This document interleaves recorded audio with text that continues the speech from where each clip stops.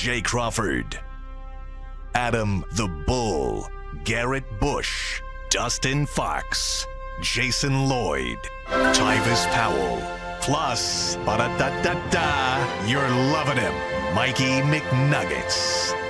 And so many big names, it would take me hours to say all of their names. The ultimate Cleveland sports show starts now. Booyah! Where's Bull? Bull's feeling ill today, I guess, right? A little sick today, man. I think I said all that coaching in baseball caught up to him a little bit. You know, you've been coaching for 17. I think it.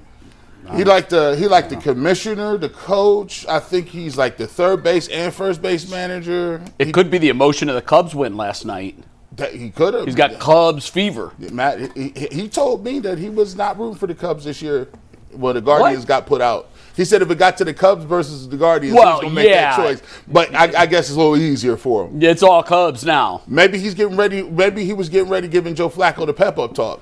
Getting ready, telling them where Jamar Chase liked the football. That's one of the things, right? It's going to be interesting to see Joe Flacco now on Bull's team. We got to hear what he thought of Joe Flacco when he was on our team. Yes, I cannot wait for that. Listen, we're going to see. I want to see that energy level. You almost hope he goes for 400 and 4 tutties. So he's got to come in here and say, Flacco's good all of a sudden. I mean, I don't know. You know, Joe's going to have a game at 350 and 3 touchdowns. That's what he does. You know it's coming. People gonna go crazy. He got some weapons now. They're going to lose their mind. Yeah. That's funny work. Yeah, it's very funny. Busy day, 90 minutes here on YouTube. Then we have 30 minutes of never before seen content. Never, ever, ever, ever, ever seen before. Should be unlocked. Never before seen. That's exactly right. Zack Jackson's on Friday. It's like a Friday treat. Normally he's on Thursday. What's that about? He texted us yesterday, or texted us earlier in the week and said, hey, I got something on Thursday. Can I switch to Friday? Said, no problem. We ended up moving Bernie. We booked Pryor from Pittsburgh yesterday. Oh. Then he texted us back and said, hey, I actually can do Thursday. Does it work better? I said, nope. You're Friday. You're sticking to Friday. So Zach's coming in on a Friday. We don't usually have a guest on Friday, but we love when Zac Jackson comes in. He's coming in studio, and I know Jason and Zach have a good rapport. So yeah, we'll get our IQ is going to double today. Jason kicks it up, and then Zac Jax doubles it. So that's good. Anytime we can learn something about football. I am curious to talk to him about these midweek trades. And we've got a topic on the agenda about who's next. You know, is AB done? I think that's a pretty easy answer as to who's next, but I'm curious to see if you guys agree with that. We'll get to that later in the program. We're not talking Cavs, but they did lose again last night. They're now 0-2 in the preseason. Who and cares? I've said I don't care at all about the regular season. I care even less about the preseason. Wouldn't care if they were 2-0, and I don't care that they're 0-2. They'll figure it all out. I think they get Boston next, and then Detroit. They got Boston this weekend, and then Detroit next weekend to wrap up the preseason. That'll be good. I think the starters played fairly well for the most part, which is good. So we'll get into that. We'll also get into the Steelers-Browns matchup coming up on the KYC show.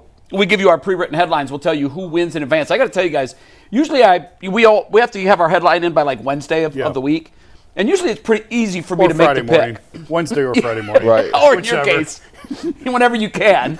I got to tell you, something happened last night that made me as close as I've ever been to changing my prediction. Really? It happened last night. Yeah. And I just started thinking. And in the end, I stayed with my original pick, but I'll get to that. I already know what you're going to say. I got the crystal ball. You got it? We're gonna wait it out. Okay. We're gonna wait it out until the KYC show. Yeah. But I know maybe it had you second guessing. You know, I went to my barber the other day, and he kind of mentioned something like that. Okay. So he's he's mentioned something, and I was like, let me tuck that away. Yes. I mean, it was something that happened last night, and I as I'm watching it, I said, think what the heck could have happened last? Oh, okay. in the game, yeah. And by the way, you could go as Fitzpatrick for Halloween if you wanted to. I figured that out. I know you were or Fitzpatrick. Vote, but I think I need a little bushier. You do need a bushier beard. And but I need something chest happened hair. last night. And we know that because of. But last night's postgame show was hilarious. I didn't see it. on Amazon. I got to tell you, it's too early to say I have.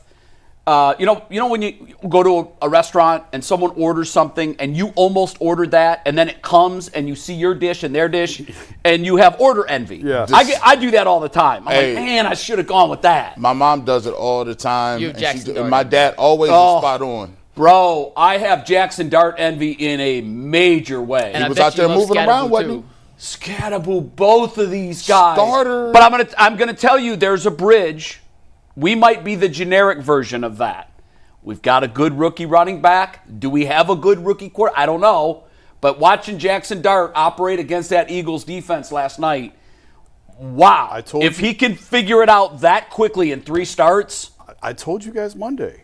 If you really want rid of him, Jackson Dart if he works, in 3 games is enough. No, it's not enough. If he works, 3 games is enough to tell everyone you told me there was one quarterback You're in this draft exactly right. Get to and that's what I kept saying out loud last night. We said this guy can't play, or he's not any good. Not worth drafting with the 3rd pick in the draft or wherever we sat. Yeah. Jeez, my goodness. 2 things before we dive into the show. First, Joe Thomas sent us another Hall of Fame beef care package. I have shared it this time. You guys gave me. You weren't here. We filmed the video. I do have some goodies for you, Jay. All right, very good. So, Joe, thank you. We appreciate you. Joe's the best. Go check out Hall of Fame beef. It is incredible products. Thank you, Joe. Second off, today is World Mental Health Day. We just want to remind everybody, if you need help, go out and get help. There's plenty of people out there that can help. You're never too strong to go ask for help. So if you need anything, make sure you go out there and take advantage of the resources available to you. But today is World Mental Health Day. It's good important. to mention that to Browns fans. Yeah. So just wanted to make sure that's out there. It's actually every Sunday for us, and I don't mean to make light of it, but that's when I most question my mental health is on Sundays because it's just been that kind of life. I would say year. It's been that kind of life. All right, guys, let's dive into topics. We're starting with FanDuel. The NFL season's here, guys. FanDuel's making sure you're ready for kickoff with a can't-miss offer. Right now, new customers can bet just $5, and if that bet wins, you get $300 in bonus bets to use across the app. So are you ready to play? If you are, download the FanDuel app right now by visiting FanDuel.com/UCSS to get started. That is FanDuel.com/UCSS to place your first $5 bet. When you look at this Steelers defense, it is loaded with names that we're all familiar with. TJ Watt, Cameron Hayward, Jalen Ramsey. But all these guys are not necessarily still in their prime. Hayward, Ramsey on the back end, Watt, he's in that same range as Myles, still in their prime. But when you look at this Steelers defense, the names suggest this should be a dominant unit. But when you look at their rankings on the season, it's been anything but. They do have 10 takeaways this year. That's second in the NFL. Everywhere else, Steve, you can take this full here. They can be gashed. They're 19th in run defense, 30th in pass defense. They average 24.5 points a game. Jason, when you look at this Steelers defense against the Browns offense, I understand the Browns offense has its own issues, but is this a defense, despite the name recognition on that side, that you think the Browns can take advantage of on Sunday? I do, yeah. I don't think this is your typical Steelers defense. And I know that they, like you said, they have the names. Some of those are long in the tooth. And I think we fear more because of their reputations and what they've done in the past. But clearly, the numbers suggest they're not that group anymore. The 10 takeaways is interesting. Takeaways to me, I think there's a lot of that is luck. You force your own luck sometimes with takeaways. But, I mean, the Browns have been consistently awful in taking the football away. The Steelers historically have been very good. They clearly preach it. They practice it. So I wouldn't think that in the past I would think, well, to beat this team, you're going to have to hold them to 17 points or 20 points, even with our offense that can't get to 20 points. I don't think that's necessarily the case this year. I think they can be had. I think they can be had. I don't know that the Browns are the unit to have them. Well, I don't either. I do think I think they're going to have success running the ball with Crenshaw. This is not a front seven that you look at and go, man, they're going to have to come up with something different. Right. No, you can run it. If you establish a run against them, it should open other things. I do think in Dillon's second start, I think some of the seatbelts will be removed. I thought it was very basic what they ran last week, and you can understand why. It's a disjointed practice week. You're going overseas. Everybody knows we don't have to go through it again. But the longer that he's in there, you should be able to put more responsibilities on him. So I think it will be a close game. I don't want to give away the headline, but I wanted to pick them. I really wanted to pick them. I don't think it's going to be a blowout. I don't think they're going to go to get Pittsburgh and get boat raced. I think the Steelers are a paper tiger at 3-1. You know, this whole division is just sort of upside down right now. So, no, I don't look at the Steelers' defense and think they're infallible. I just don't know that the Browns are the team that's going to phallate them. If that's a word. Yeah. It is now. I like the way you used it. It's close to a different word that I definitely didn't want to use. Yeah, I'm glad you didn't go there. Yeah. Nah, I mean, if you're asking, is this Pittsburgh Steelers team the same level and context of playmaking ability that they have had in the past? No. However, it's in Pittsburgh, and I believe we have not won in Pittsburgh in how many? 21. In the regular season since 2003. Since 2003 which in the is regular just, season. It's almost unthinkable. Can I show you something real quick, guys? Yeah, you can. Steve, take 304A. Zac Jackson texted me this morning and goes, can you make me a graphic? So I'm sure we're going to talk with Zac about this. But Zac? because you brought it up, he sent me all the quarterbacks that the Browns have trotted out at Pittsburgh Okay. since 2003. There's 5 in 5 years. Well, Right you there. You could keep going on. 4 it's and 5. 4 and 5 years. And you're right. And He I does watched twice. that in that Monday night game. Tim Couch came out and played well in prime time with the Pants. I remember that game, and I was like, "We off to a good start. We got to October 5th, 2003. That was the last regular season win. Steve, you can just keep going down. There's 5 My graphics God, here. That's embarrassing. And he asked to build this, so I, of course, compiled it for him, and it just keeps getting sadder and sadder as the list goes on. And there's 2 more. There's 4 Bakers and 1. That's tough. And then last but not least, we'll find out if Dillon Gabriel can be the first one to snap the streak. Yeah. That says all you need to know about the 2 franchises. Right there. I've seen people get kicked in the face on punt returns. Yeah. Yep. I've seen Muhammad Massawa get knocked out, Colt McCoy knocked out, Josh Cribbs knocked out. I've seen Baker Mayfield come out after a game and say, "What do you mean we're not double teaming T.J. Watt? This guy's a monster. He's not helping our rookie tackle out." I've seen Deshaun Watson get strip sacked in a game that we had won. I've seen Nick Chubb blow his knee out in Pittsburgh. I seen Hugh Jackson take an L and people get fired. Rob Straczynski right in the locker room. Pittsburgh is Get a new ride back to Cleveland. Pittsburgh is a place of horrors for the Browns, and it's just been like that. Are they the same Steelers? No, but there are limitations in extenuating circumstances with the way the Browns are. Our left tackle situation, obviously we got a rookie quarterback starting. Don't know who the backup's going to be. Guys aren't catching the football, so I don't think we are the team to exploit some of these deficiencies in the Steelers. So we're not going to be the Fally. Yeah. Now listen, I don't think the Steelers are contenders. They're not like, oh goodness, they're 3-1 and they up for the Super Bowl or something. But nah. They'll probably win the friggin' division because they win it every year. Yeah, I mean, they're going to make a run in the. Yeah, they'll win. I think Baltimore. How long is Lamar Jackson out? I agree. I think Baltimore is. Baltimore is. If you're looking for, we're writing off Baltimore a little too early. Yeah, bury them at your own peril. They're 2 different teams. Yeah. When Lamar is in there, they're a contender no matter what's going on around him. Oh my gosh! And I know. The Cincinnati. Look at that. The Cincinnati Bengals at 2-3, and Joe Flacco. This is wild. And Joe Flacco is gonna go in there and start a game for them. This is soap opera style. This is Young and the Restless crossover with Bold and the Beautiful. All of the CBS. Victor Newman is coming right over here. Did you Jabot guys? Cosmetics. How about that? Where's How about Ridge that at? Where's Ridge at?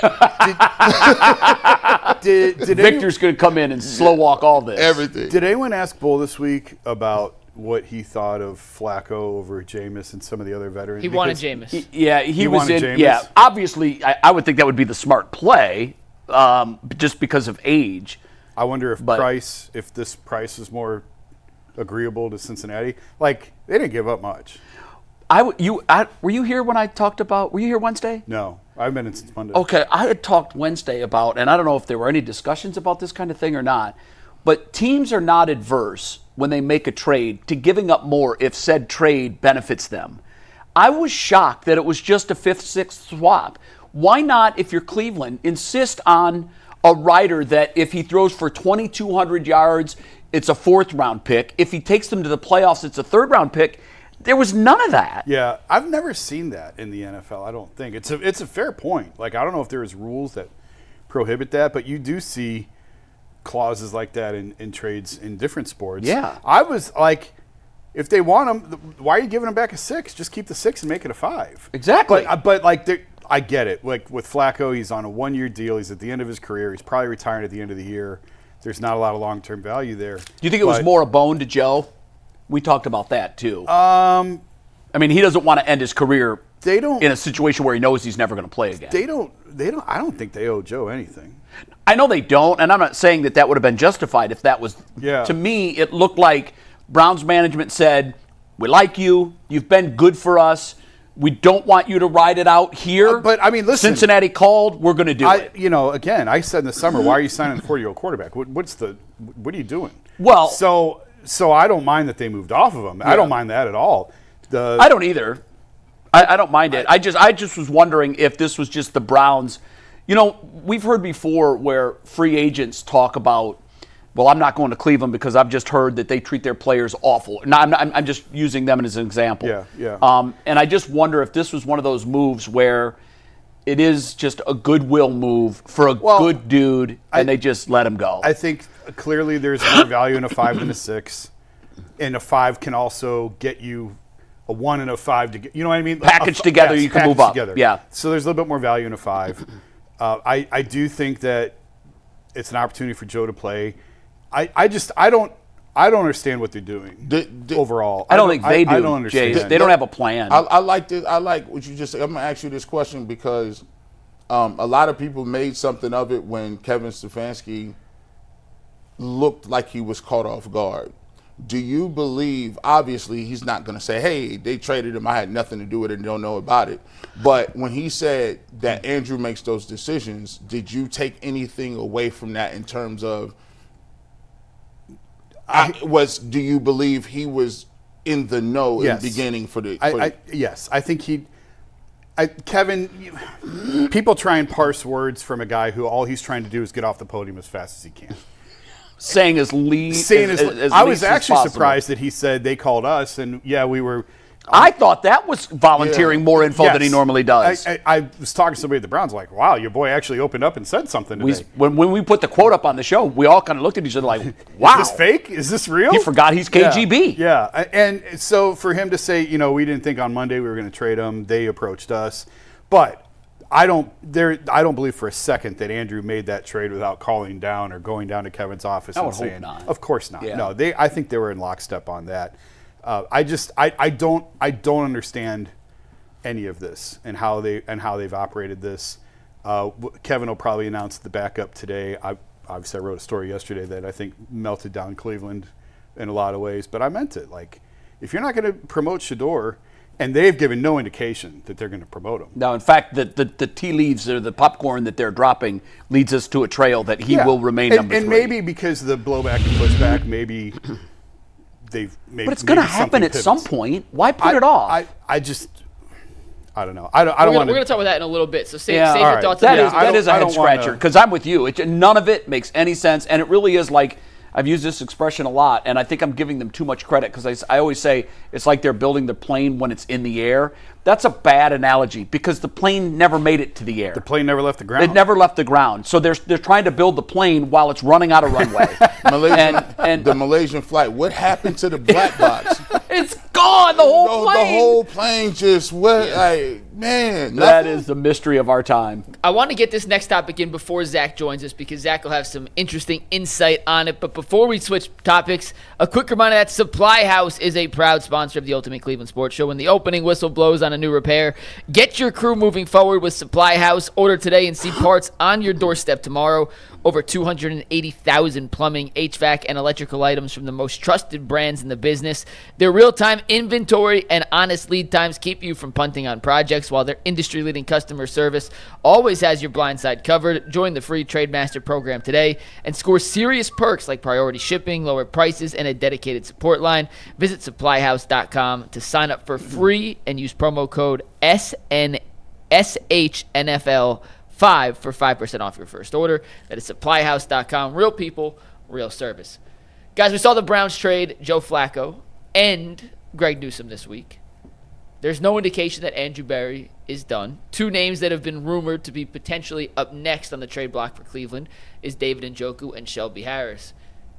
If those are the 2 candidates before we expand it to somebody else, Jay, do you think either will be traded, or do you think this roster is now essentially set for the rest of the season? I don't know about the market for Shelby Harris, but I would be shocked if David Njoku is here after the trade deadline. He plays a position that I think we all agree we have found his successor in Harold Fannin. And I know I said that yesterday on Channel 3, and I was in a conversation with Nick Camino, and Camino said, wow, after a touchdown pass in a couple games, I believed that Harold Fannin was the heir apparent before he ever put on a Browns helmet. Before the draft, I said that I hope this is the guy I hope they draft. And I believe that he is going to be and will have a better career than Njoku has had if he can stay healthy. So I don't know what value it does to have 2 decent tight ends. And I know that Kevin loves the tight ends, and that's pretty much all we throw to. I get that. But we can finish last with David Njoku, and we can finish last without David Njoku, and we're going to get nothing for him if he walks at the end of the year. So let's see what value he has. I think he's a good player. I really do. I think he does have value. I don't know about Harris, but I'd be shocked if Njoku is still here. I wholeheartedly agree with you on Njoku. It's the Greg Newsome situation all over again, where guys in the last year of his deal, and you're going to try and get what you can for him. I don't think, because he's in the last year of his deal, I don't think you're going to get a ton for him. He's a rental for 1 year. Yeah, but the way that the Browns operate is when they believe in guys, they don't let them get to the final year of the deal. They extend them before that. Mm-hmm. And we saw that going back with Myles the first time, going back with Nick Chubb. When they've got a guy that they like, they lock him up. And who were they not sure on? Baker. What happened to him? He was gone. Yeah. They weren't sure on Greg Newsome. He got to live his final year. What happened with him? Now he's gone. So Njoku already has 1 extension here, but he's getting a little bit older. I do think Kevin loves running 2 tight end sets. That's the only thing that gives me pause. But I think if David was in their long-term plans, I think he'd already be signed beyond this year. And the fact he's not tells me, that's very possible. I don't think Harris has a ton of value, but, I mean, why would you keep him? Yeah, there's no need to keep him. But I'm with you. I don't know. What are you going to get? A 6th? A 7th? Yeah, some conditional late pick. So after the news broke with Greg Newsome, it was in the middle of the night a little bit, and I woke up and I had I'm like, man, I got all these DMs and tweets, man. And a couple of people, there are a couple of names that they are Browns players, they're active. They said, this is a bigger trade than you think. And I said, it's Greg Newsome. We knew he wasn't on he was on a 5th-year option. He said, people's taking it a little difficult. And then Ashley Bastock, I think, came out with an article yesterday and talked about Denzel Ward and how Denzel Ward took it very difficult. He even went as far as to say he shed some tears about it. In the article talked about how Greg was one of the positive forces in the locker room and a very positive, we laugh about the celebrations, but you always got to have a guy that is always doing that type stuff.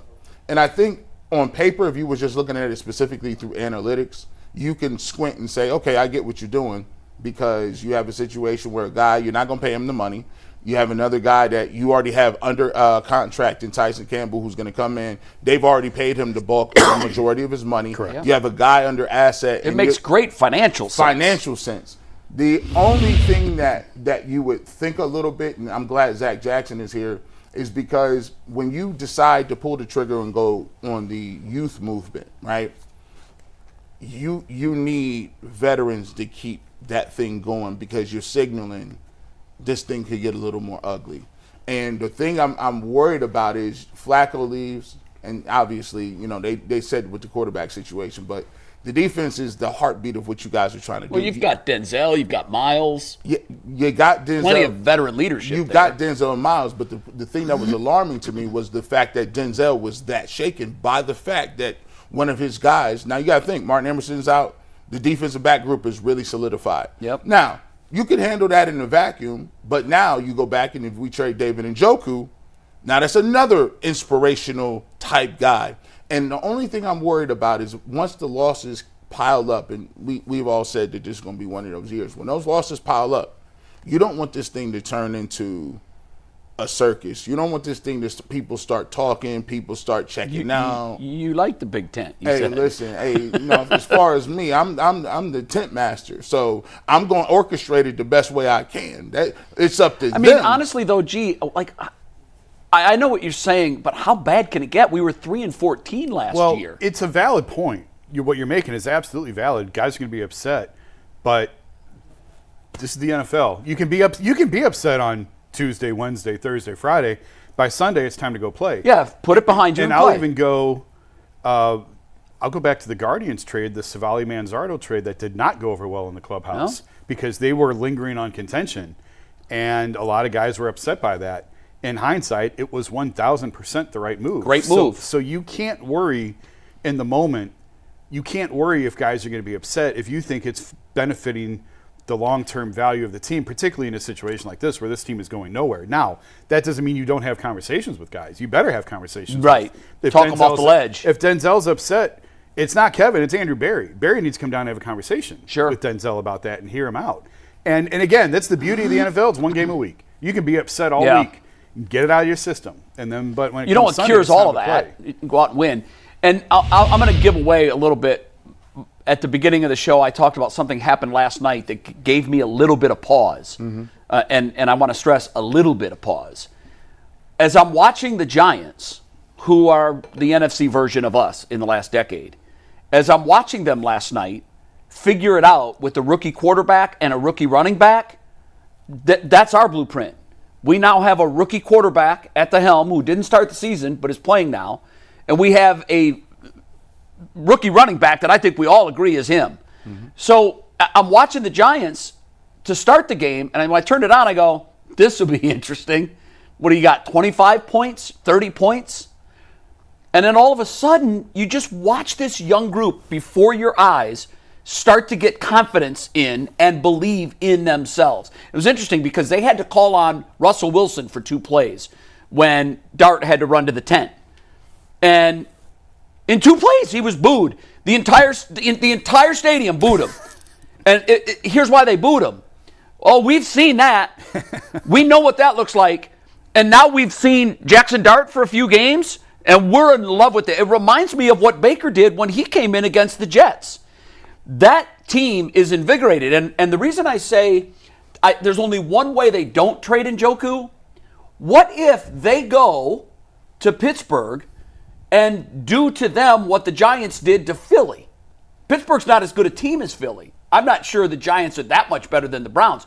But if they go into Pittsburgh Sunday and do something that they haven't done in 22 years, and DG balls out, and we look like the Giants last night, all of a sudden the Giants were 1-3 coming into that game. Now they're in the midst of the division race. And the Browns would be too. If my barber said that, he said, what if they win? I said, I would give a lot of credit to Kevin Stefanski. Holding it together. I would give him credit. You had the trades. There was a lot of talk. I would give credit to Dillon Gabriel for doing something that no other quarterback has done. Now we just got to see it. I know, and that's why I said it gives me a little bit of pause. Right. Now See, you won a little bit. What I saw was the blueprint. I saw a bad team with a rookie quarterback and rookie running back beat a Pennsylvania team that's historically very good. Won the Super Bowl last year. And the Giants hadn't beat the Eagles on primetime in 11 tries. The Browns haven't beaten the Steelers in Pittsburgh in the regular season since 2003. We're going to bring in Zac Jackson now to help us break down this matchup. A reminder that the post-game show this week, guys, is live at Sweet Pork Wilson's. We'll be there around 12:30-ish. Watching the game at Sweet Pork Wilson's right off 117th in Madison. We'll be doing the live post-game show from Sweet Pork Wilson's. It's our first ever remote post-game show. So come hang out with us, enjoy some good food. Hopefully we enjoy some good Browns football, and we'll have a live post-game show at the conclusion starting at the 2-minute warning. And with that, we welcome in Zac Jackson to the show. Zac, how you doing today? I'm good. Zac, am I crazy with that scenario I laid out there? No. know what? I know I am. But even at 60 and 200 pounds of black and blue bruise and scar tissue, I'm still watching this going, well, God, we suck just as bad as the Giants. Yeah. We can do it too. No, it is totally fair to have watched the Browns these first 5 games and say it could be better, right? Like, there's clear deficiencies in scoring is the main one. But, like, things could have been different in little situations and in big situations. And they're headed for a 6th straight game of a different starting offensive line combination, right? They're headed for another game where you have no confidence in the receiving core. Yeah. You know, you trust the tight ends. But you're playing a Pittsburgh team. You're Detroit, London, Pittsburgh, and Pittsburgh's coming off a bye. And Mike Tomlin hasn't lost off a bye in 8 years and is 26-6 all time against rookie quarterbacks. And so history doesn't matter, right? But, like, you're not going to go there and throw 3-yard passes and beat the Steelers. Yeah, so something has to change, and we'll see. Do you think they're going to? I like the way you put it, Jason. You said they're going to take some of the seatbelts off of Dillon Gabriel this week. You kind of. Do you buy that? Like, you open the offense a little more every week. Jackson Dart looked much different in the attempts that he had last night than he did in his previous I think so, but I think there's 2 reservations with that. One is that offense is what Dillon Gabriel ran all spring and summer, right? And, you know, big moments in that game, the receivers just aren't there. That 3rd down over the middle of Judy is one of the best throws he makes all day. It's a new set of downs, right? They recover that fumble. How do you win? You win the turnover margin. They get a 15-yard penalty. They get put back to their own 35. If they're at midfield, they're going for it on 4th down. The whole play calling, the whole structure is different, right? Instead, they're throwing the ball away on 3rd and 11, and they're giving up the winning touchdown to follow. So it's a chain reaction of things. Do I think Dillon did some good things? Absolutely. Do I think he'll be a little bit better just by natural process? Sure. Is it going to be enough to beat the Steelers? They have to win the turnover margin. They have to catch passes. They have to play near perfect from an offensive standpoint, and we just haven't seen anything close to that. I've joked with guys, if they get a holding call, just punt immediately. Just first and 25. Just punt, because it's only going to get worse. This offense cannot overcome a hold. Right? Like, well, then the defense pins its ears back, and they know. If they are behind the chains, how often do they ever convert? I think offense and defense, I think you're seeing a team play with such a small margin of error, and they're just the little details are killing them. Denzel Ward is awesome. He gives up one play. You know, he gives up the wrong leverage there. A little holding here.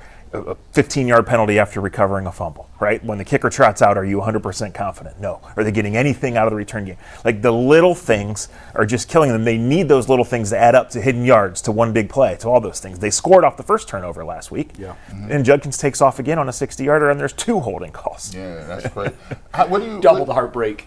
What is the temperature in the locker room organization after the Flacco and Greg Newsome deal? It's an interesting way to put it. I don't know what the temperature is, but it's certainly awkward because you trade a starter at 11 o'clock at night when the work week has already started. That's not going to go over well in the locker room.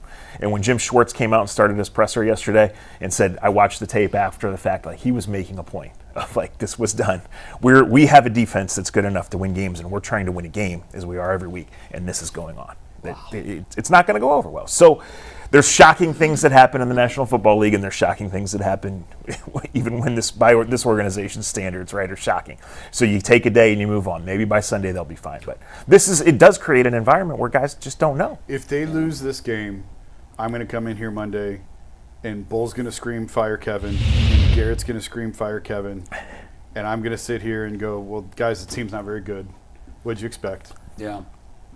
But the thing I guess, they are not operating like a team that is in danger of losing their jobs. They traded the veteran quarterback. They traded the starting corner. These are not things you do if you think you're getting fired this week or at the end of the year. Fair? Has a coach ever been fired after a Steelers game? I mean, when has the coach not been fired after a Steelers game? It usually happens. That list is shorter.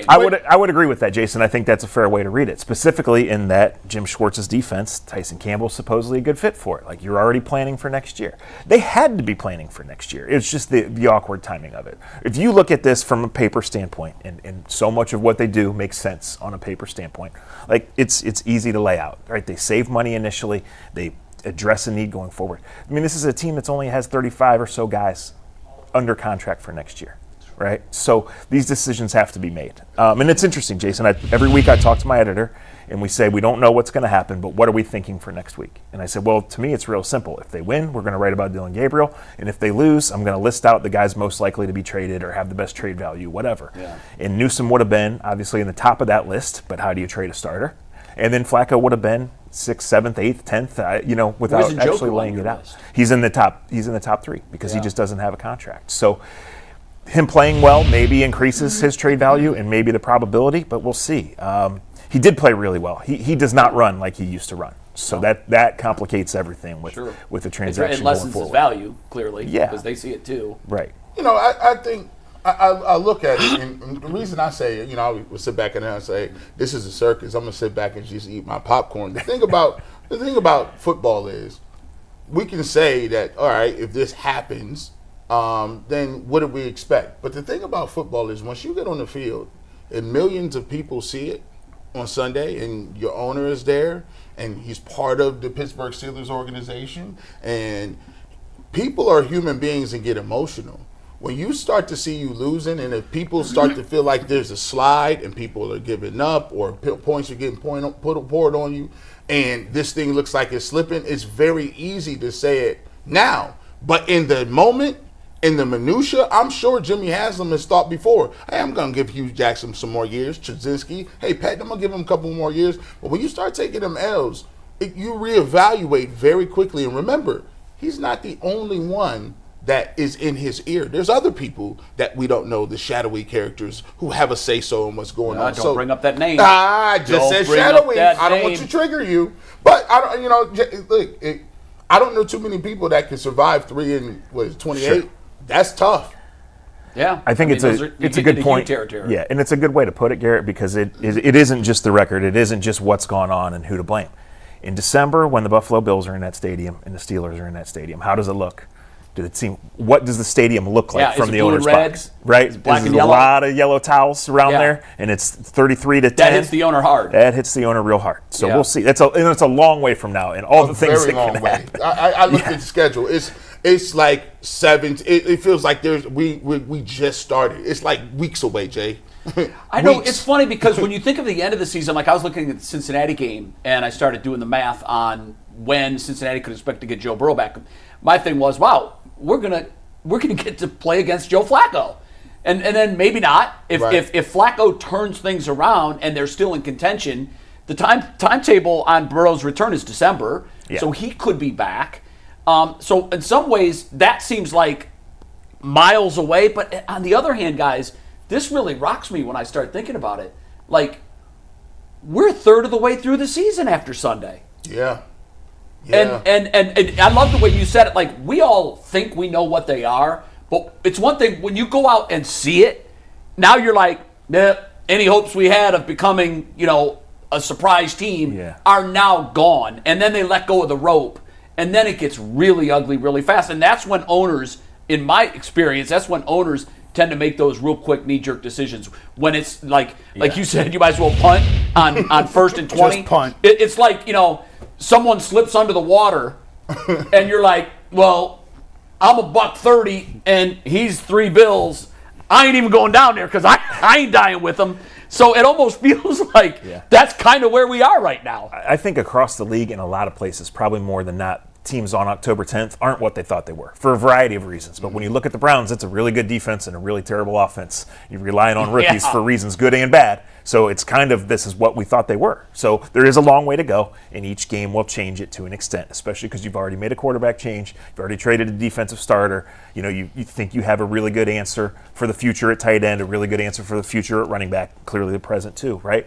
But this is kind of what it is. And so that goes to the bigger question, Jason. Is this any different from what they were expecting? Did they ever intend to make any change? No. And I don't think they did either. No. But visually and record-wise, we'll see. We told the story before, and I think you know who I'm talking about. I talked to someone who used to work there. He said he got a glowing interview, and 2 weeks later he got fired. But, that's how if you are Andrew and Kevin or whoever else, you are trusting Jimmy and Dee not to be emotional and overreactionary. Yeah. And stick to the plan. I'd say keep your head on a swivel. Well, sure. Because, that's a big leap of faith to trust in that group. And again, we knew the first 6 games were brutal. Everybody knew it. Yeah. Everybody said, wow, they could be 0-6.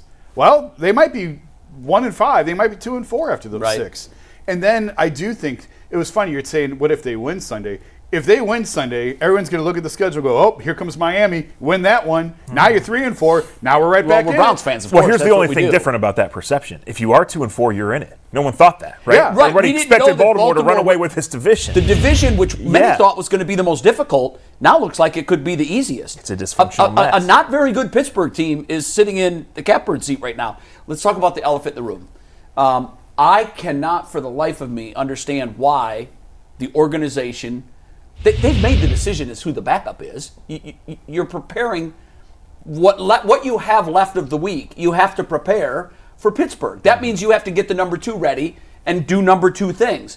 They know who it is. Why won't they just tell us? They live in extreme paranoia in almost everything they do. We're going to find out sooner or later. Right, and it's almost certainly going to be Bailey Zappi. I would imagine today, that's what we think, too. Why else would you even bring him to the practice squad? Exactly. You had 6 quarterbacks on the 90-man roster. You have Deshaun in the meeting room every day. You had Flacco here. Right? Why would you need another veteran from that group? What does that Especially say? because you love Dillon Gabriel for the reason that he kills it in the meeting room, that he learns the game plan in 2 minutes, that he does all these things. Right. Why would you need that unless you are absolutely making a commitment to Shedeur Sanders not playing by a certain point?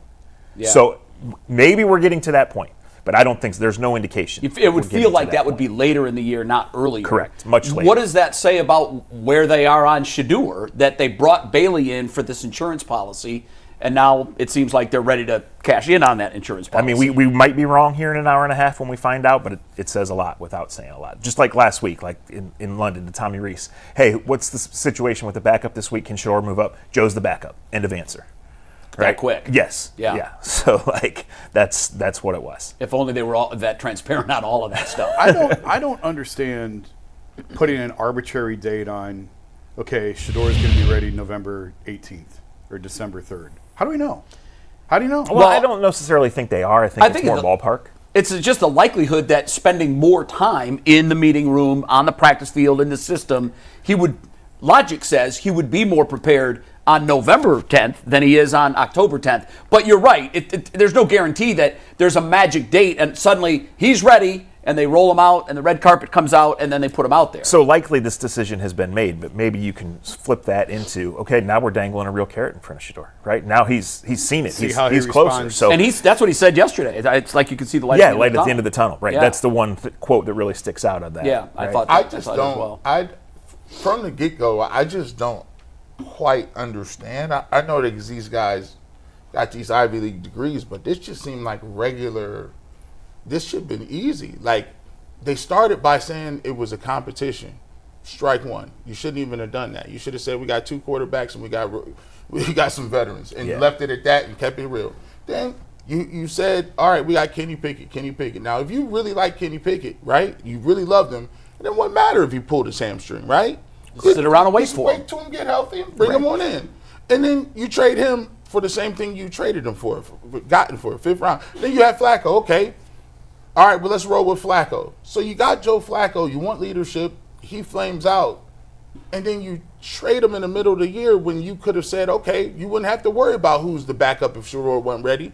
Because you could say if Dillon Gabriel didn't play well, you could already go back to Joe Flacco. And they had said that already, that he was the backup. And then you trade him midweek. And then you're like, okay, Bailey Zappi. But Bailey Zappi's already been on the roster before.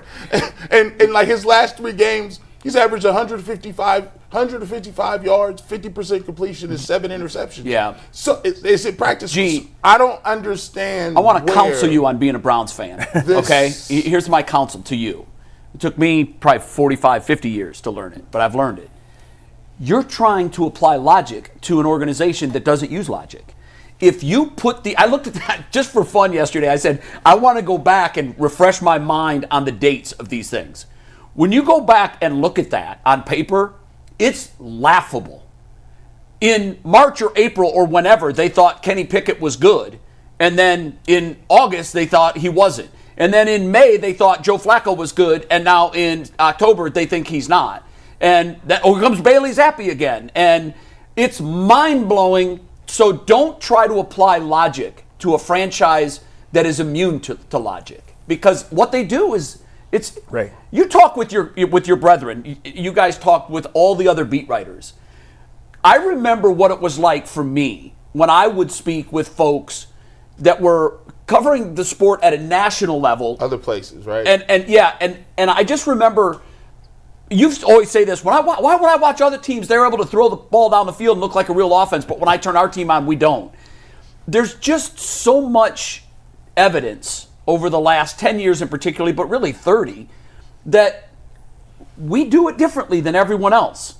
And I don't know if we're trying to recreate the wheel and solve an unsolvable Rubik's Cube, but what we're doing in our methodology is horrifically flawed.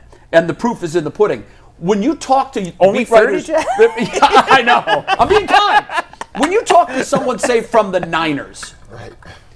Like, are they laughing as much at your stories about what the Browns do as we are, that we see it every day, or have we become immune to it? I would tell you that Jason and I sometimes have to sit in Zoom meetings, and sometimes it's just emails or group messages about what you should be working on, what a trend. And I just say all the time, like, what goes on at these other franchises is not what we deal with here. Yeah. It's just not. And everybody, has a quarterback controversy every now and again or whatever, but the Niners go out and win the game with Mac Jones and no receivers. Right? Right. Like, Kevin O'Connell's got a backup left tackle with 3 other backup offensive linemen and Carson Wentz in there, and he's finding a way to put together the game-winning drive. So it's not happening here. Here's a scenario. What if they win on Sunday, whether it's an act of Mother Nature or just a complete domination? Right? And they're in it. Yeah. And then you lose Dillon Gabriel, like high ankle sprain, celebrating the win. Oh, that would be the most Browns thing ever. Right? Like, for whatever reason. What do you do then? Right? So, yeah, and then now you've given Now I got to go trade for a quarterback. everything that they've done. Yeah, no, right. Now you got to go get Kirk Cousins. You give a fourth for Kenny Pickett. Oh, my goodness. Right. So, like, everything that they've done. That would be funny. Yeah. Oh, my God. Everything that they've done this week just backs up what we've always known since May, since January. This year is about next year and the next few years. But with one more win, especially if it comes this week, you're in it. You have a season, and you have a defense that believes that it's good enough to give you a Mike season. has a question. But you just traded your starting cornerback Quickly, 4 days Mike, ago. I just want to throw this out quickly. Oh, yeah, it might not be go. a quick answer, but try to answer it as succinctly as you can. We, as we try to do the autopsy as the patient is still alive, have been trying to diagnose or figure out for years, okay, what, who, because pieces change. New quarterbacks come and go, general managers, head coaches, all that. We've had a little bit of stability in the front office recently. But as you try to pinpoint why the Browns are the Browns, and I know typically goes all the way to the top. Is it Jimmy? What is it? Yeah, I mean, I think you can point to a cultural thing that would lead you to choosing the quarterback that you chose. That's why they are where they are now, right? Like, yeah, that's what put them back. Every 3 years is kind of a generation. And the guy they jettisoned is playing like a and he needed to grow up. Yeah, but he did. Culturally, he wasn't fitting. He was clashing with the head coach all of the time. Right? There was not good. There were multiple divisions in the locker room based on Baker versus Stefanski, Baker versus Odell, and whatever. Yeah. And everybody has that stuff. You find a way. It's how you navigate it, right? And it was the timing. They didn't want to give him the contract. They thought they were right in that evaluation. And at the time, they probably were. But their next steps were grossly wrong, and Baker has turned his life and his career around. The Browns aren't the only team that gave up on Baker. And as we sit here and point, let's remember, Baker deserves some of the blame for this. Jimmy deserves it, and Andrew deserves it, and Kevin, but Baker deserves it too. I think, Zach, it's a study in, everybody matures at a different rate.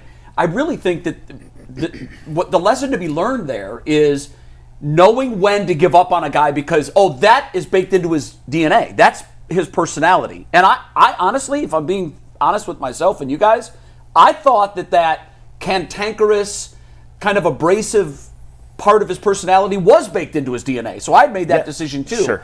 Turns out that he's Baker now because of the humbling situation he went through in Carolina. And he may never have been that player here, but I think there's got to be a study and a lesson learned from when you cut bait on a guy and when you keep trying to be Father Flanagan and say, look, if you don't see this light, you're going to be bagging groceries.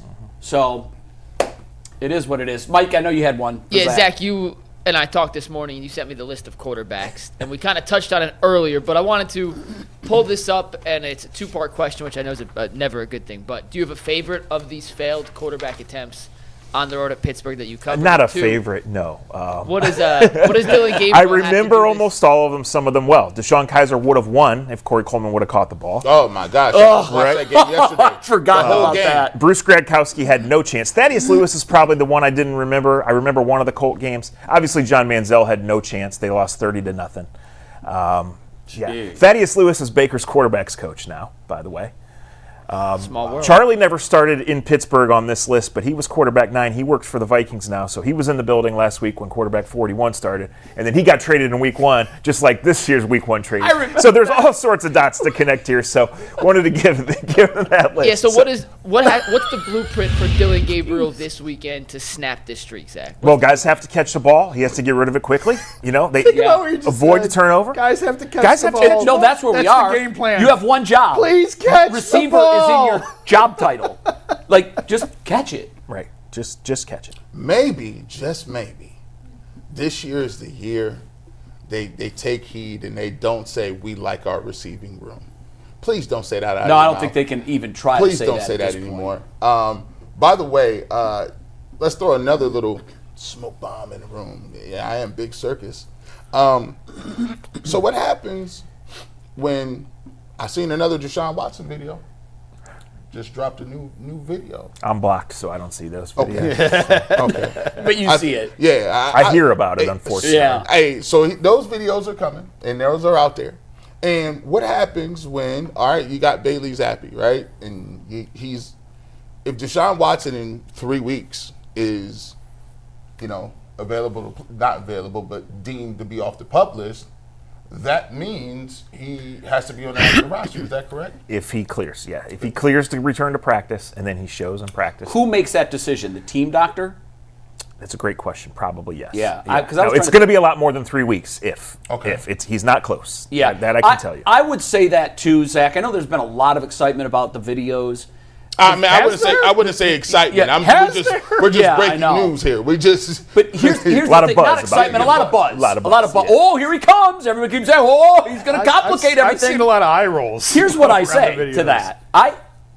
Because you didn't see the video shows him throwing the football out of like a 3-step drop. It shows him doing some footwork drills. What it doesn't show is, I think, more telling. It doesn't show him in full sprint. Yeah. It doesn't show him putting that foot in the ground and making a sharp cut.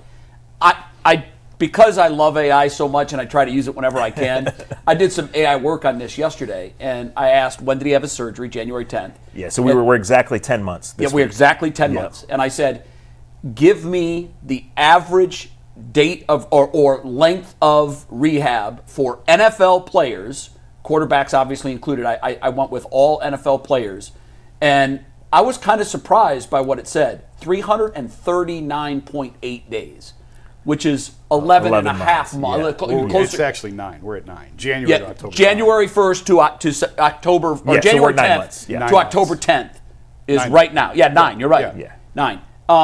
I just don't. Now, AI is very good. It gave me an instance where someone came back in 5.5 months. So that's kind of the outlier, like the Adrian Peterson ACL This deal. is also a twice torn now. Yeah, It's a double twice tear. repaired. And aside from that, we think the shoulder shot. So I'll put it to you this way.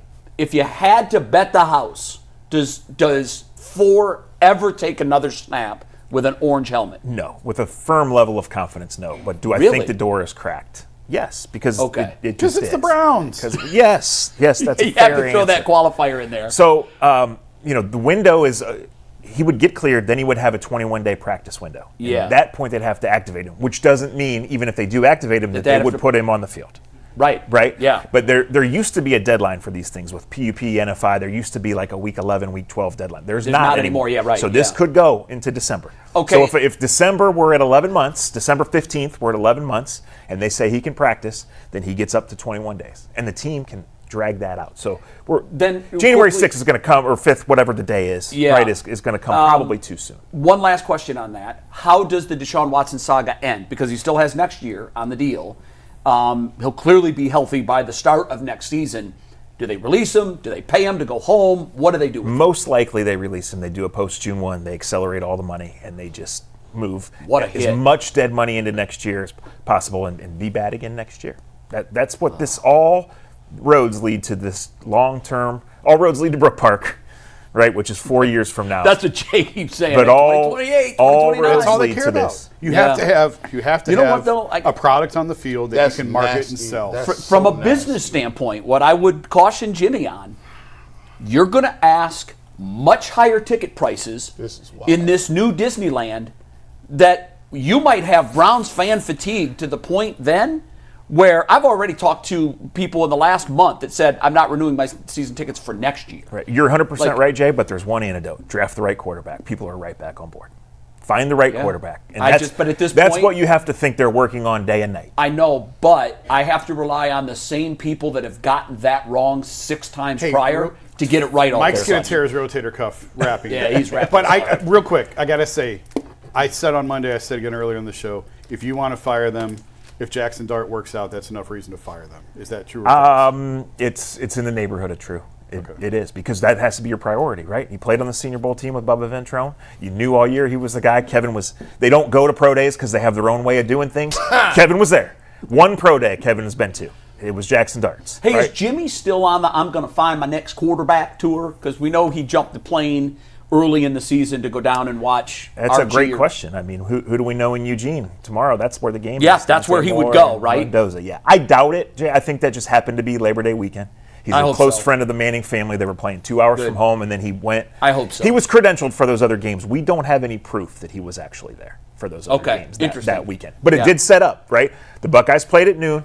LSU, Clemson played at 7:30, Yeah, it and made the sense. next day, South Carolina played in Atlanta at 3 o'clock. Yeah, so it did make sense. It just all kind of set up. That But I for one, am full-throated opposition of I'm going to find the next quarterback tour. That's right. I don't need that. That's right. I don't. That might be my cutting point. It's of fandom. all of these scars, though, that shape the optics of all of this stuff. You're right. Everybody's like, there's So no true. way. The one way they can get the equity is fire everybody and let a new set of eyes do it. Yeah. Is that going to happen? I don't know. I lean towards no right now, but it is only I'd October lean 10th. more towards selling it and letting someone new try. That's We never going to happen. we deserve that. That's No, it's not going to never happen Not- now not gonna because happen. Brook Park like that. We're stuck. They don't need the money, so they got no reason to sell it. They bought it for $1 billion. It's worth 6 times that at minimum, but they got no reason to sell and we it. just keep supporting the trash. We just keep buying it because we're hooked. You'll be right back in the third quarter Sunday. Listen, I'll be at kickoff. At kickoff, I'm like, let's go, baby. All right, Zach, we appreciate you coming. I know you got to get to Yes, Berea, so we'll get you out of here. That's Zac Thanks, Jackson Zach. from The Athletic. All right, guys, guys. before we get to our next See you, bud. topic, reminder that FanDuel is America's #1 sportsbook. If you want to get in on FanDuel, they got incredible deals for everyone right now. Bet $5, and if that $5 bet wins, as a new customer, you can turn that into $300 in bonus bets. So if you're ready to play, download the FanDuel app right now by visiting FanDuel.com/UCSS. That is FanDuel.com/UCSS to get in on the action. We got 20 minutes for 2 topics, 10 minutes each, guys. We talked about the Browns' offense against the Steelers' defense. What about the flip side of the equation when Aaron Rodgers and company has the football? Do you think they'll be able to move the ball against Myles Garrett and this Browns defense with a brand new cornerback? Or do you heavily favor the Browns defense in that particular matchup? G? Heavily favored is very, very strong commentary. That makes it sound like we're certain it's going to Yeah, happen. that's even for the Duke of knee jerk. This is a rivalry game.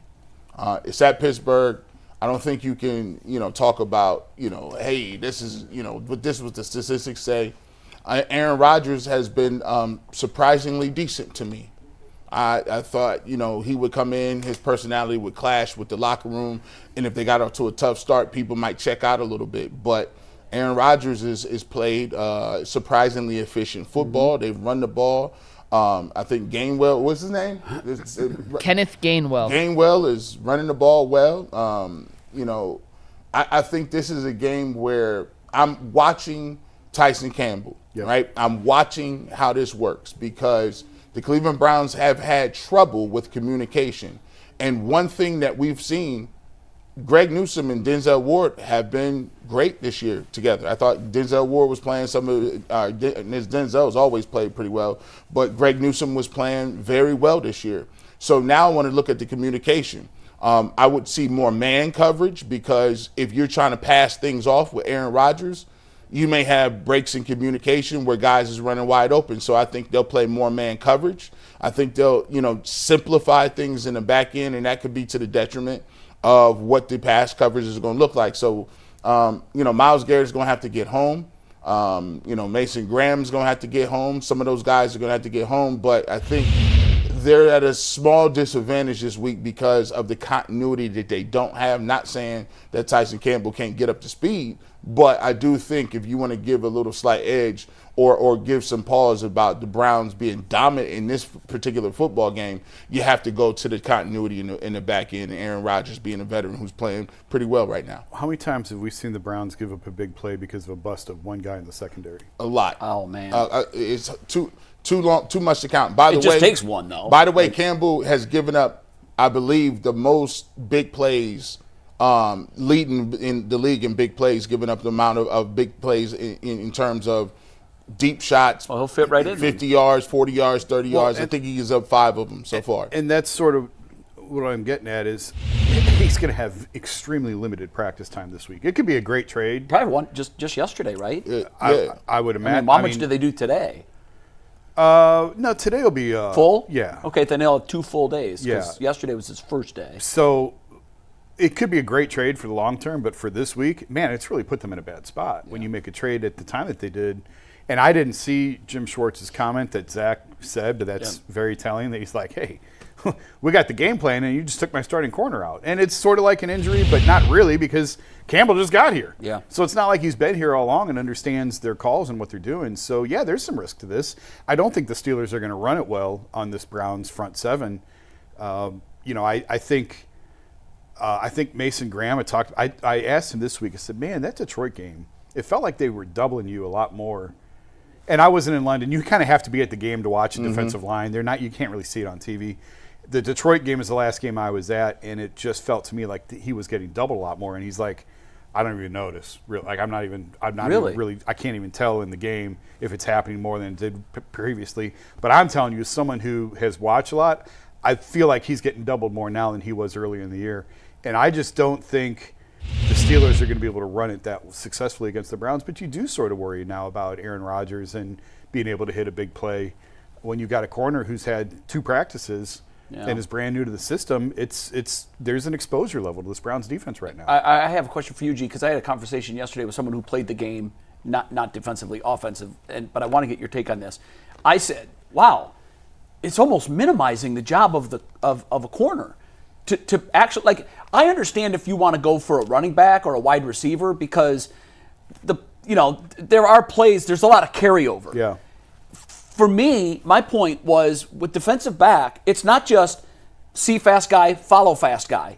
It's communication. A bunch. And it's like you took a spoke out of the wheel, and now you're putting a brand new spoke in there. And to me, like, this is stunning that you've done this in the middle of a week.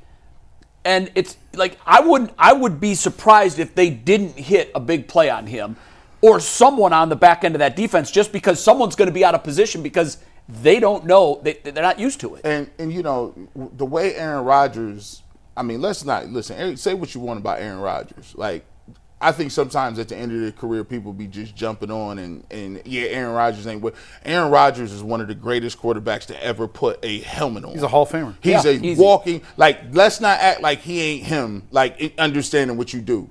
And so when you put a great point on this, Jay, because now Aaron Rodgers has to know, they ain't going to be running zone like that. Well, that's what I want to add. Did somebody ask Tyvis? You can answer this. I wonder if anyone asked Tyvis when he was here this week. Is it easier? Do you just have to play man? Is it just man? That's what it's going to be. I think you have to. Tyvis said there's no chance Campbell will play zone. Yeah, how can he? He's just going to be able to play man. He's going to have basic communications. Like anything exotic. I'm even worried about, now he's an outside. And now you tax everybody. He's an outside corner. I'm worried about, because when you get to motion and who has who with zones, it just changes everything. Yeah. So now it's like, okay, and then it's a level of corners need to be on the edge and playing free. Like, it's one thing, like it's Minifield and Hanford Dixon. Yeah. Y'all know it inside and out. You're kindred. I know you. I know where you're going to be. I know what to expect. I know where my safeties is. And the thing about corners is even if you don't get beat deep and they complete the pass, 5-yard interferences, hands, that's a first down. Yep. Spot fouls on at the one that pass interference. Yep. There's no reason Aaron Rodgers just doesn't say. And by the way, Jim Schwartz does not travel people. What if they're just like, hey, DK Metcalf, come on over here. Let me tell you something. We got one of them. You and him all game. And then now they know that about Jim Schwartz. So now he's a little handcuffed in terms of, dude, you know I don't travel. I have faith in our corners and what we're doing. But now the game plan is completely different. Yeah, I can imagine he's not very happy right now. And defensive coordinators do not like change. They do not play around with that. That's why it was surprising to me, even though I get it from an analytics standpoint, I could get it why from a coach's standpoint, where you're just like, what do you mean? This is you are tasking us on this defensive end to be the stoppers. We are the engine of the team. If we win, this is the same team that held the Green Bay Packers and got the turnover to win. This is the same team that played. And that's going to be the blueprint to win all year. That's the blueprint. It's going to be defense. He's a little upset, but look, we'll see how it works. It's going to be very interesting because I'm interested to see how the Steelers go about attacking that. All right, let's get to our last topic of the YouTube show before we head over to TV. Quick reminder, we said it before, we'll say it again. We are at Sweet Pork Wilson's this Sunday for the Browns-Steelers game, plus the live post-game show. Come hang out with us. Great food, great vibes, great atmosphere, great people over at Sweet Pork Wilson's. It's right off 117th and Madison. Bring me one of those burgers. Oh, my gosh. Awesome. Oh, look. You like Adam the burger? the Bull's going to make an appearance. Boy. They brought burgers out last time. Good, huh? Unbelievable. What made them so good? All the food there is It was called a Archie Griffin. Yeah, it was brisket on top of the burger. Brisket on top of a burger. Yeah. That thing melted down. I think AJ ate a whole pan of cornbread himself. And cornbread is And AJ's picky, so. You guys are making me hungry now. Yeah. By the way, definitely worth coming out. We hope to see you guys on Sunday. We'll be there around 12:30, hanging out through the post-game show. Hope to see everyone there. Guys, we talked about it with Zach a little bit, but I wanted to expand on it. Kevin Stefanski's going to talk here in about 20 minutes, so it'll be during the TV show. We won't have a chance to react to it then. But we talked earlier in the week as Stefanski sidestepped any questions about quarterback two. We didn't really touch on it yesterday about whether or not there's any advantage to keeping that information away from Pittsburgh. It's the backup quarterback. Regardless of whether it's Bailey Zappi or Shedeur Sanders, they're not going to see the field unless Dillon Gabriel gets hurt. Jason, I know you wrote a whole column on the Shedeur situation yesterday. I know Zach mentioned that by all indications it's going to be Bailey Zappi. GJ, Jason, is Stefanski doing himself any favors? Are the Browns doing themselves any favors by handling this situation the way they are? No. They're mishandling it as much as you would think they could. I don't understand it. That's why I really wanted to talk to Zach about that. I can't think, Jason, of a logical reason of why they're slow rolling this announcement. They've made the decision. Because they'd rather announce it Friday at 1 o'clock and it creates less of a buzz. I don't know. Like a Friday news don't? I mean, we're going to find out. Yeah. The outrage is going to be the same Friday at noon? Or to me, it's not the timing of the announcement.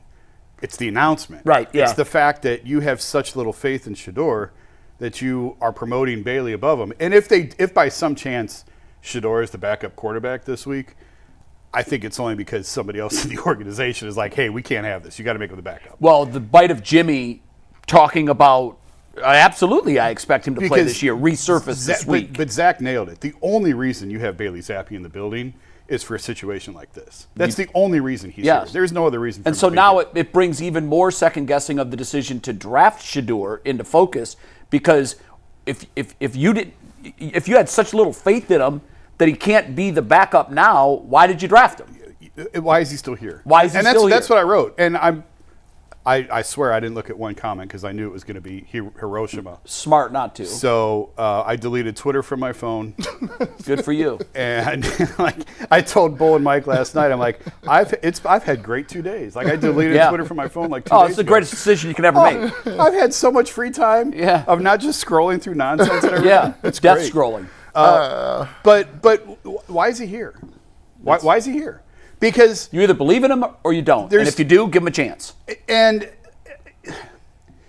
I wrote that there's only two reasons I can think of why Shedeur is still here. Either the owner is mandating it, or they're terrified of Shedeur becoming another Baker. I don't know that there's another reason. So this is wild because you really sound like a lot of people who support Shedeur. They've been saying this from a lot. They say, well, look, why is he here then? If you guys obviously, feel you have more trust in Bailey Zappi, who, honestly, he's already, somebody sent me this and I ran across it. I forgot Bailey Zappi even was playing here. Matter of fact, he threw a pick 6 against the Baltimore Ravens last year. He was already been in the building. This is why I know there's a disconnect somewhere inside the building. You don't trade your Joe Flacco game week if you don't trust that Shedeur Sanders is ready. You don't trade Kenny Pickett if you don't feel like Shedeur Sanders is a guy that you are willing to develop. And a lot of people that are Shedeur Sanders fans have said this the same time that you said.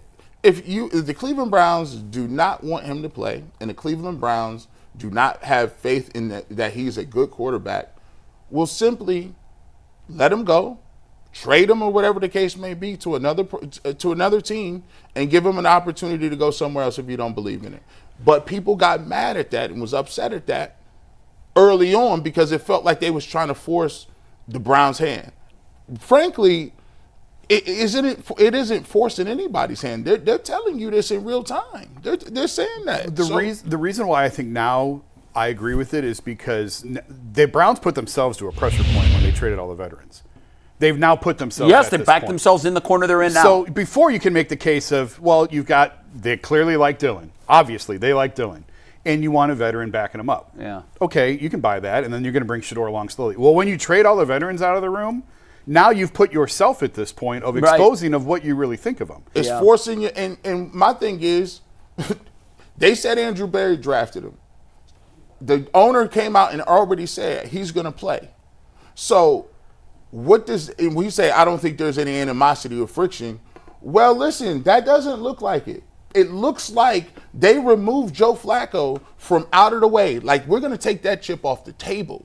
And now it looks like Stefanski is like, hold on, I got another chip. It's called Bailey Zappi. We're going to elevate him to the number 2 quarterback. Now, here's the thing, Jason. I'm like this. Go play him. If you feel like Bailey Zappi is that guy, play him. But you have to realize what it looks like. Because if he does not play and he doesn't play well, it's going to look like you are the one who is incompetent because they're going to say, why are you playing Bailey Zappi? Well, just for the record, I have heard from multiple people within the Browns, not named Kevin Stefanski, who do not feel like Shedeur is close. Like, he's not ready, and he's not close to ready. And I have heard that too. And Jay, I don't know that we've even talked about this, but I think it was told to me that there's a fear inside the organization that narrative gets out. Well, it's already out. Well, I know, but it isn't. It's been out. It's out there, but in whispers. It's not like headlines right now that the Browns don't believe in them. In 2 days, I've had multiple people that are players reach out and say people inside the locker room feel like Shedeur Sanders is a franchise quarterback. These are players, and this not regular dudes. This not like the backup rundown kicker. Now, there's a difference between what the front office say and the coaching staff say and what players say. But I do know for a fact, according to these individuals, that there are people who are not only excited about to see if he could play, but thought he should be getting more opportunity when he showed what he could do during the preseason. Now, my thing is wait a minute, though. In fairness, the last time we've seen him didn't give anybody any confidence that he can handle this. But here's the thing. In a vacuum, yes, you talk about the last game. Did he play correct? Did he play well? No, he didn't play well the last game. However, in a vacuum, you're not talking about what he did the first preseason game. I know, why is that not mentioned? Because I think you and I both know that it's the last impression that leaves the lasting impression. Well, listen, that's perception. That was reality. We saw it. But we also saw him play well, though, too. We did, but unfortunately, like I said, that memory was erased by what's happened most recently. But that's not how it works. That's not how it works. If I put up a good body, sure it is. What have you done for me lately? Put it to you like this. I thought people thought against the Eagles, Dillon Gabriel did not play that well. He had 2 turnovers. He played very well the last game, right? Yeah. So it's 1-1. So okay, you didn't play well this game. He didn't play well this game. So you go to the Shedeur Sanders. He played very well the first game. Did not play so well. 1-1. When you're making an evaluation, I know you can say, okay, well, it's the perception of it, but the reality of it. He put it on tape. He showed you some things that were good. I know, he showed you some things that were bad. But unfortunately, what he's put on tape most recently, that's what started the fire, in my view. It was like, oh no, all of our worst fears of him holding the ball too long are coming true. Honestly, it's not even – everything I've been told about Shedeur has very, very little to do with – It's what's happening in practice. It has very little to do with the preseason. Yep. I think there's a disappointment in his progression. So if you don't think he's any good, then get rid of him. Here's the problem, and that's where I'm at with it. Right, if Jay, you have a quarterback on your roster on taking up a spot on your 53, and I agree with that, who you don't think is very good, why is he here? What are you going to do with them? Cut him or trade him. Do you think there would be teams that would line up and say, "Hey, we want him"? Baltimore wanted to take him in the 5th round. Send him to Baltimore. Call Baltimore then. For You've already traded one quarterback inside the division. So, trade him to Baltimore. But there is a fear that he becomes. But see, that's can't live in that fear. But the thing is, you can't have it both ways. I agree. You can't. Yeah, you got to make a decision on it. You can't have it both ways. You can't say you ain't good enough for us to play. Not to mention, they're taking another quarterback next year. Yeah. Which is why. That's why. And Deshaun will be back in the mix. No, he won't. Well, but that's why technically he is. That's why I don't understand. Where's the path for Shedeur? There is none. No. There's no path. I don't see it either. Well, here's what I'm saying. And here's the overarching picture. We are evaluating quarterbacks, and I get the fact that that's what the picture is, but at the same time, you're still evaluating the head coach. Kevin Stefanski has a track record. He has a win-loss record, and if we're going to say that we're going to trust him blindly to go get another quarterback, I ask the question, what's the difference between these two and the guy they want to take, whatever pick they want to take? Are you going to show me that you know how to work with young players? Remember, Zac Jackson just said it was friction between Baker Mayfield and Kevin Stefanski. Was there not? Yes, there was. There was friction between Deshaun Watson and Kevin Stefanski. Yes, there is. Is there friction or weirdness between him and Shedeur Sanders? There's been multiple cases of him not getting along and putting the quarterbacks in a position to win football games. So for me, instead of worried about 26, I plan on evaluating how Kevin Stefanski finishes his breakfast in 25. Do you get your guy, Dillon Gabriel, who you said you like, ready to play and put some things on tape that's positive like every other competent coach does with rookies and backups? Can you get the situation together and see how you develop Shedeur Sanders? All these things are in 25, and what I'm looking for is I'm not only evaluating quarterbacks to see if we got one, I'm looking to see if we evaluating a coach that knows how to put offense together and do things that competent football coaches do. Well, look at Brian Daboll and his arc as the Giants coach 3 weeks ago when they were losing badly with Russell Wilson, and what New York woke up to this morning. It's early on Dillon Gabriel. We're not going to make any decisions. Look, last time we saw Jackson Dart, he got beat by the Saints, and nobody thought he was going to pivot like he did in 1 week. Brian Daboll did it. So you're right in that Kevin Stefanski is very much on the clock. He is under the microscope with what he does with the quarterback that he picked.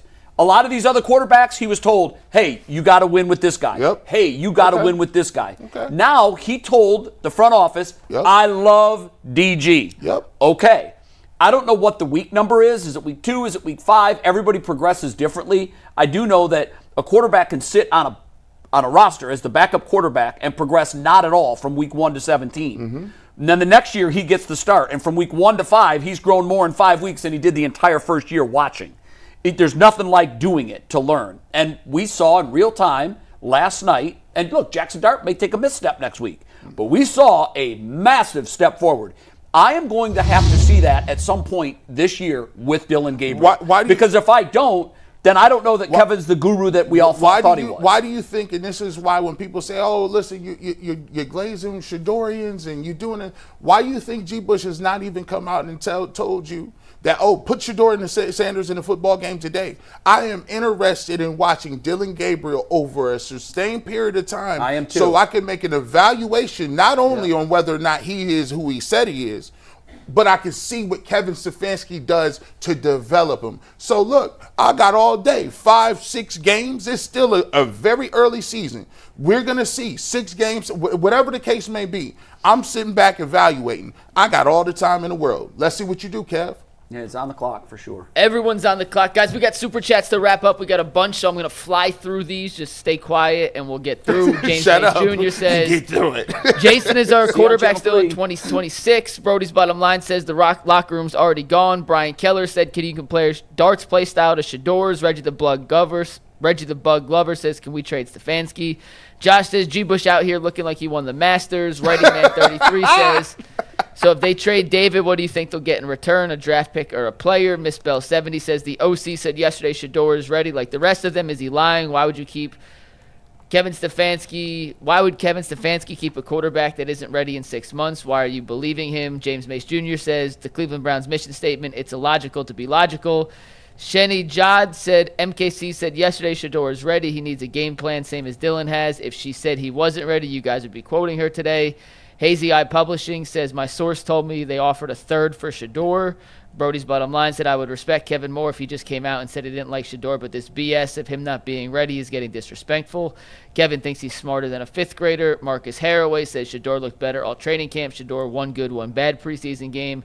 DG, 1 good, 1 bad preseason game. It's clear no development of Shedeur. Christian Story says, since we love talking about Baker, can we talk about how maybe he's in a system now that fits his play style, a system that's molded for his players? Stefanski's stuck in his ways. It's his way or the highway. Andrew Leffler says, October 5th, 2003, I was a senior in high school with my entire life in front of me. Now I'm 39, bald, living in the factory of sadness. Bad Shrek says, Mahomes is an elite quarterback, first-round pick. He sat his rookie season except for the last game. Why is it so bad that Shedeur sits most of his throwaway season anyway? Christopher Waite says, the Steelers will have their way with us and disrespect us. Kevin will just let it happen. You think Dan Campbell would let it happen? Brad Shrek says, I think Sanders' game is like Mahomes in a lot of ways, but I'm not saying he'll be Mahomes. Kirk Davis says, now, this ain't nothing but the Browns did. Did y'all watch the Giants game? Cam Scatterbo was showing out, and Dart crushed the Eagles. 312 Sip says, at Sweet Pork Wilson's, get the loaded brisket fries. These keep coming in so fast. Holy hell. We have so many more.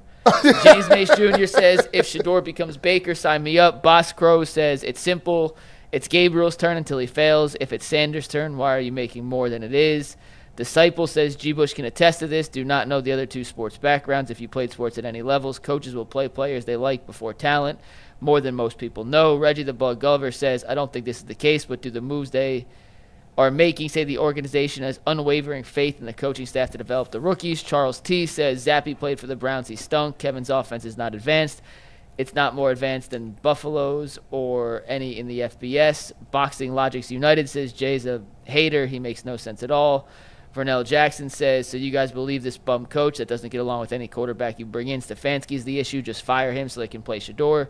Marcus Haraway says, last impressions, Jay. Then did Gigi still get the number 2 spot in the last preseason game and Shedeur was not elevated when Shedeur was up 1-0?